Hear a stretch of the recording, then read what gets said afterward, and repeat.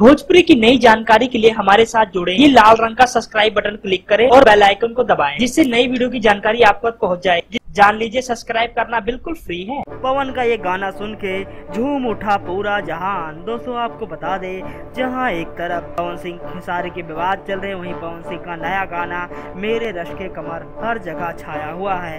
हर तरफ इस गाने को बहुत पसंद किया जा रहा है। हर तरफ इस गाने की बात चलाई जा रही है। जहां तक देखो वहीं तक सिर्फ एक ही गाना नजर आता है भोजपुरी ऑडियंस को, मेरे रश के कमर। दोस्तों इस गाने को बहुत ही बढ़िया तरीके से सजाया है सुपरस्टार पवन सिंह ने। दोस्तों इस गाने को लगभग 20 लाख लोगों ने देख लिया है। वो हर तरफ इस गाने की ही चर्चा है। दोस्तों आपको बता दे, मात्रा में पसंद करे, वहीं इस गाने को सुन के लेडीज झूम उठती हैं। उनका कहना है पवन सिंह जैसा कोई नहीं। धन्यवाद।